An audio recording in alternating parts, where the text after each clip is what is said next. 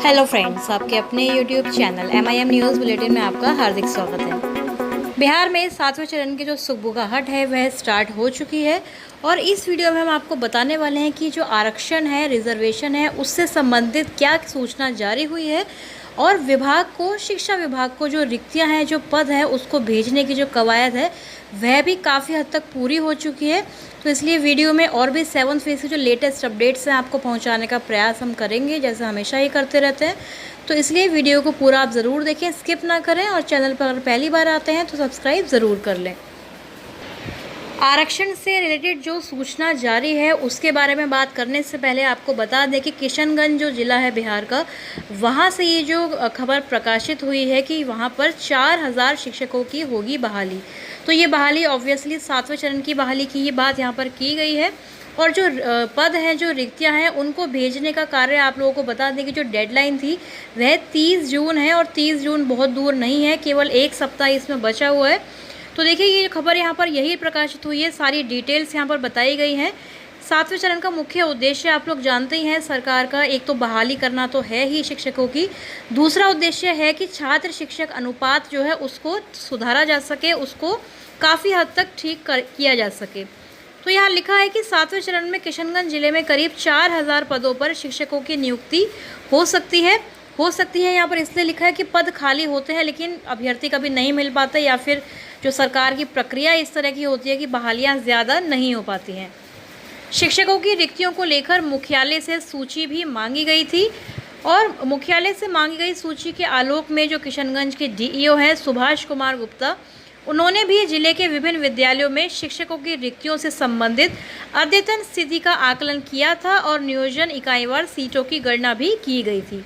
तो देखिए, नियोजन इकाईवार सीटों की गणना यहाँ पर कर ली गई है और आगे इस खबर को अगर आप पढ़ेंगे तो यहाँ पर भी पहले तो वही प्रारंभिक और मध्य विद्यालयों में छात्रों के जो अनुपात है उसी हिसाब से शिक्षक रखने की बात कही गई है, यानी कि जो नए पद हैं उनको भी सृजन यहाँ पर मिल रहा है, क्योंकि स्कूल्स में जिस हिसाब से एडमिशन है, जिस हिसाब से छात्रों की संख्या है, उसी के अकॉर्डिंग जो है शिक्षक भी इस बार वहाँ पर रखे जाएंगे। तो इसलिए नए जो पद हैं उनके कैलकुलेशन का काम तेज़ी से चल रहा है और आगे अगर आप पढ़ेंगे तो जो DEO हैं उन्होंने ये स्टेटमेंट भी दिया है कि सभी प्रखंडों में रिक्तियों की गणना की गई थी। गणना के बाद रिक्तियों को विभाग के पास भेज दिया गया है। तो देखिए, रिक्तियों को विभाग के पास भेज दिया गया है, पद सारे जो है विभाग के पास पहुंच रहे हैं। आगे विभागीय निर्देश मिलने के बाद आगे की प्रक्रिया आरंभ की जाएगी। तो देखिए, ज़िले जो हैं अपनी तरफ से पूरी तरह से तैयार हैं। कुछ ही ज़िले ऐसे होंगे जहां से ये खबरें अभी तक नहीं आई हो, या फिर जो रिक्तियों की गणना है प्रारंभिक के लिए नहीं हुई होगी। हर तरफ से हर ज़िले ने अपनी तरफ से प्रयास करके जो रिक्तियाँ हैं उनको छात्र शिक्षक अनुपात के अकॉर्डिंग कैलकुलेट करके शिक्षा विभाग के पास समर्पित कर दिया है और आगे जैसे डायरेक्शन मिलेगा तो डिस्ट्रिक्ट भी अपने अपने हिसाब से लेटर निकालेंगे। जिले की देखिए अन्य जो खबर है वह भी प्रकाशित है, जहां पर आपको सब्जेक्ट वाइज भी बताया हुआ है।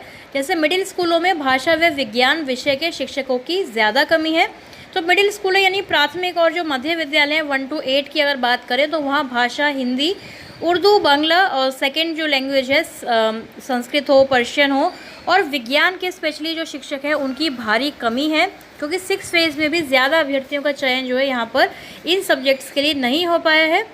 तो इसलिए ज़्यादा नियोजन की उम्मीद जो है 7वें चरण से अभ्यर्थियों ने लगाई हुई है कि धीरे धीरे शिक्षक नियोजन को लेकर जो व्यापक संशोधन समय है किया जाता रहा है। इसके बावजूद जिले में शिक्षकों के पद काफ़ी ज़्यादा रिक्त हैं। तो देखिए, भाषा विज्ञान के विषय के जो सब्जेक्ट के जो टीचर्स हैं आपको ढूंढने से भी नहीं मिलते हैं, ये हम बार बार कहते हैं। सोशल साइंस में हो सकता है कि कंपटीशन ज़्यादा है, शिक्षक क्योंकि पहले से ही मौजूद भी हैं स्कूल्स में, लेकिन भाषा, विज्ञान, गणित, इन सब के शिक्षक आपको प्रारंभिक में यानी कि मध्य विद्यालयों में भी नहीं मिलेंगे। तो शिक्षा अधिकारी का यही कहना है कि हमारे ज़िले में वर्तमान में 4052 शिक्षकों के पद रिक्त हैं और जो शिक्षक जैसे त्यागपत्र दे चुके हैं, मृत शिक्षक हैं, उन सबकी कोटि के शिक्षकों के पदों को भी यहाँ पर जोड़कर विभाग को भेज दिया गया है। तो ये बात हो गई 7वें चरण की बहाली की। इससे ज़्यादा उम्मीदें हैं। जो DEO हैं स्वयं इस चीज़ को कह रहे हैं कि अभ्यर्थियों को ज़्यादा आश्वस्त होना चाहिए कि 7वें चरण में बहाली ज़रूर हो जाएगी अगर यदि 6ठे चरण में नहीं हुई है, क्योंकि बहुत ज़्यादा पद जो हैं आने वाले हैं। 6th फेज़ के भी बचे हुए पद हैं और आगे भी काफ़ी ज़्यादा जो वैकेंसीज़ हैं स्कूलों में आने वाली हैं। अब बात कर लेते हैं आरक्षण संबंधित जो सूचना है उसके बारे में। सूचना के लिए देखिए, ये जो खबर यहाँ पर प्रकाशित हुई है इसको पहले हमें पढ़ना होगा, उसके बाद आपको बताएंगे कि ये सूचना क्या है, कौन से रिजर्वेशन की बात यहाँ पर की गई है। तो देखिए, हेडलाइन है कि बिहार निवासी पिता की विवाहित बेटियों को ही सहायक प्रोफेसर नियुक्ति में आरक्षण का लाभ दिया जाएगा। तो आप कहेंगे कि ये केवल प्रोफेसर नियुक्ति की बात है, लेकिन नहीं, ऐसा नहीं है। तो देखिए, पहले तो इसको आप पढ़ लीजिए कि क्या है पूरा मामला। सहायक प्राध्यापक पद के लिए कुछ विवाहित महिला अभ्यर्थियों ने पिता की जगह पति के निवास प्रमाण पत्र किए हैं संलग्न। तो उसी के हवाले से देखिए, ये खबर आई है कि राज्य विद्यालय सेवा आयोग द्वारा सहायक प्रोफेसर की नियुक्ति में बिहार की वैसी विवाहित महिलाओं को आरक्षण का लाभ मिल सकेगा जिनके पिता बिहार के मूल निवासी हैं।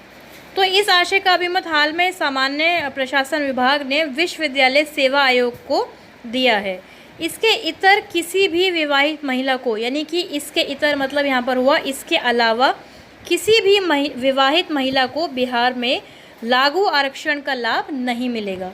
तो इस चीज़ को आप लोग समझ लें कि यदि आपके पिता बिहार के निवासी हैं और यदि आपकी जो शादी है, जो आपका विवाह है किसी दूसरे राज्य जैसे बंगाल, झारखंड, यूपी या कहीं हुआ है, तो आपको आरक्षण का लाभ जो है बिहार में नहीं मिलने वाला है। आधिकारिक जानकारी के मुताबिक 17 जून को विश्वविद्यालय सेवा आयोग ने सभी अभ्यर्थियों के लिए यह सूचना जारी कर इस प्रावधान के संदर्भ में बता दिया है। आयोग ने स्पष्ट भी कर दिया कि पिता के नाम से जारी निवास प्रमाण पत्र ही आवेदन शुल्क में छूट के लिए मान्य होंगे। यानी कि पिता के नाम से यदि आपका निवास प्रमाण पत्र है तो आवेदन शुल्क वगैरह भी जो है उसमें छूट आपको तभी मिलेगी। जानकारी के मुताबिक हाल ही में सहायक प्राध्यापक के पद पर नियुक्ति के लिए मैथिली विषय के आवेदकों की स्क्रूटनी की गई थी, जिसमें कई विवाहित महिला अभ्यर्थियों ने पति के नाम से जारी प्रमाण पत्र आवेदन के साथ संलग्न किए थे। तो इसके कारण यह स्पष्ट नहीं हो पा रहा है कि इन महिला अभ्यर्थियों के पिता बिहार राज्य के निवासी हैं अथवा नहीं। तो ये चीज़ जो है आप 7वें चरण की बहाली में भी जो विवाहित महिलाएं हैं जो पार्टिसिपेट करेंगी, जो भाग लेंगी, आवेदन करेंगी 7वें चरण में, उनको ये चीज़ ध्यान रखनी है कि यदि उनकी शादी जो है बिहार राज्य से बाहर हुई है और वह उनके पिता अगर बिहार के मूल निवासी हैं तो उनको बाहर राज्य यानी कि पति के यदि वो निवास प्रमाण पत्र लगाती हैं तो उनको आरक्षण का लाभ, रिजर्वेशन का लाभ नहीं मिल सकेगा। अन्य खबर के माध्यम से आपको यह भी बता दें कि विधानमंडल का जो मॉनसून सत्र है आज से शुरू हो चुका है, 24 जून यानी कि आज से, और यह सत्र जो है 30 जून तक चलेगा। इस दौरान दोनों सदनों में 5-5 बैठकें भी होने वाली हैं।